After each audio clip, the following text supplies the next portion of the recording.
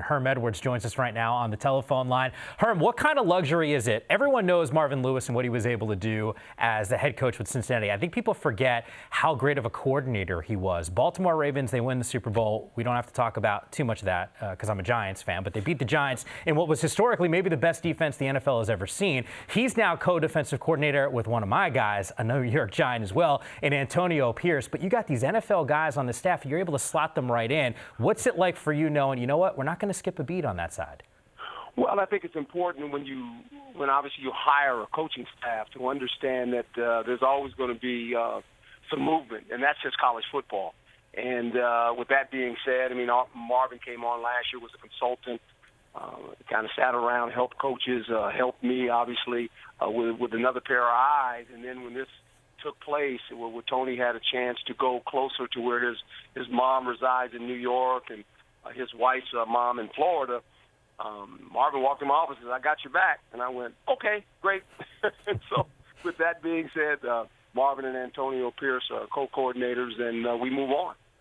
Wow. Okay, so Coach, just to be clear, he approached you. You weren't like, "Hey, do you want this job? Do you want to run the defense?"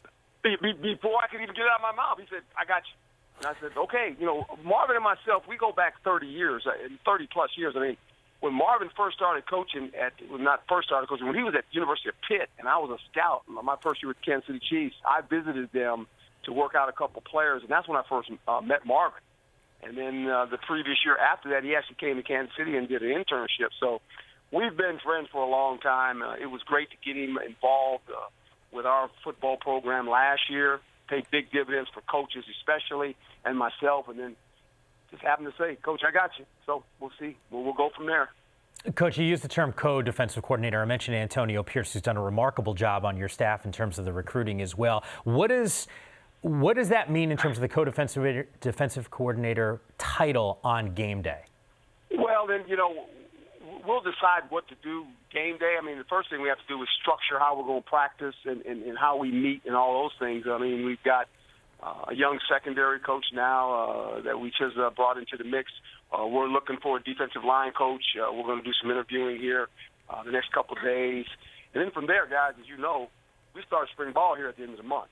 So that's going to be interesting. So we're juggling a lot of balls, but it's fun. I mean, it really is. And I think when you don't panic and you just do things, in a manner that you try to interview quality people, then you got to make a tough decision of hiring one of them. But I think we'll get that sewed up here pretty quickly. Coach, last one on the defense. I mean, you guys were synonymous with Rocky Long, the 3-3-5, that tree. But you played some four-man front, obviously, in your bowl game. You played like two-man fronts against Washington State. What are you going to be on that side of the ball?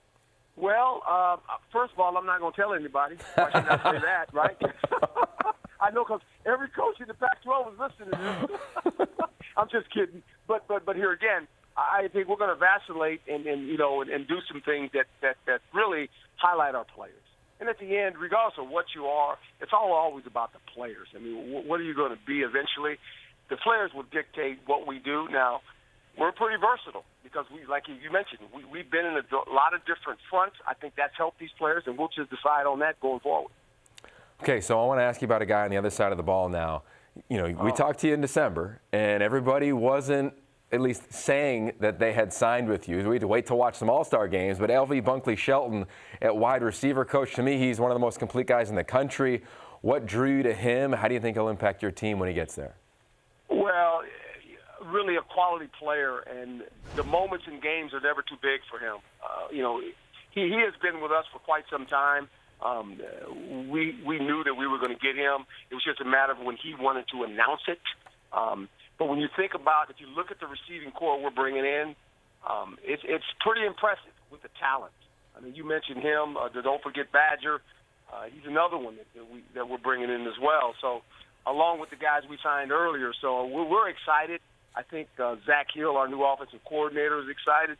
The thing that he keeps pressing upon me, he said, "Coach, we got to get some more tight ends." So, believe it or not, time spring ball works this way, and the time we get to summer camp, we'll probably have 6-7 tight ends on the roster, which is a good thing. I like that. I'm a kind of a tight end guy too. So that's going to be fun to watch this offense develop.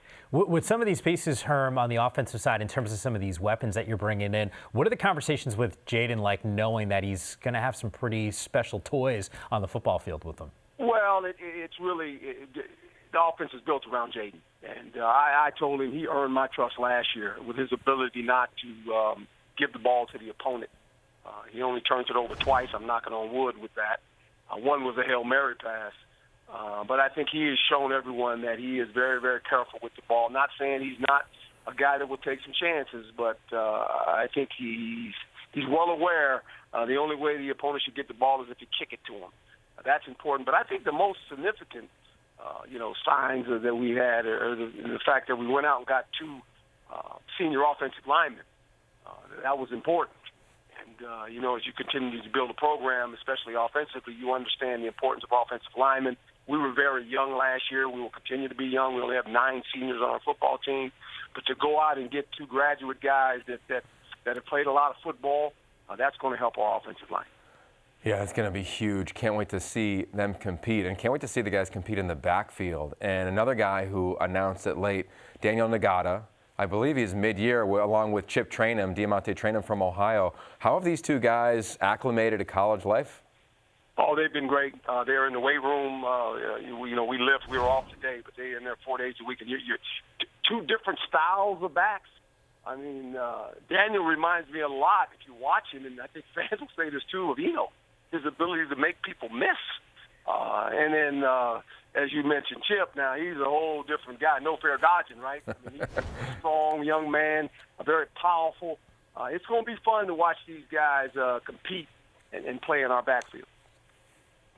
Coach, you dropped a change at the offensive coordinator spot, and I know we spent a lot of time talking about some of the changes on the defensive side, but with the new OC, how different do you expect this and anticipate this offense looking? Well, I think it'll be different in the sense that formation-wise and personnel groups will vary, and that's important. But I still think this, and this is the great thing about Zach, and he understands it, and we've talked about it numerous times, is that it's always about the personnel, putting the players in position so they can have success. And he understands that, and that's important. You always want to put players on the field feeling like we've put them in the best position to be successful. Coach, it was N'Keal Harry, Brandon Ayuk. Is it Frank Darby now? You got so much talent there. Have you felt like a shift in the building from that young man? Well, Frank feels like he's the next guy up. I mean, that's the spot they all want to play, and I think Frank will do a great job for us. But we've got a number of young guys as well that played last year, a bunch of freshman guys, young players that have some special qualities, along with the guys we're bringing in. This is going to be a very, very competitive group when you look at it. Don't forget Johnny Wilson. All of a sudden, he's coming. Let's don't lose sight of that guy. I mean, there's a bunch of, Chad Johnson Jr. Don't forget about that guy, right? So all of a sudden, you look at all these guys and you go, this is going to be a pretty competitive offensive wide receiver room. I think everyone is jacked up to see these guys on the football field, and as you made reference to, and Coach, we're looking at some of the film right now on Wilson, the excitement around this program, just knowing how young you guys are, and yet the expectation level still fairly high. Can't wait to see the product on the football field, as you made reference to. Spring game right around the corner, Herm. Can't wait to see you in person real soon. Good to be with you guys, my men, and I can't wait to get you guys on campus. And you guys can evaluate when you guys get here. You guys are great evaluators. So let me know what we're doing, all right? Yeah, I'll let Yogi handle that. Just make sure that there's another smoothie ready for me when I get down there. We got you, brother. We got you covered. You always do, Coach. Congrats again on the class.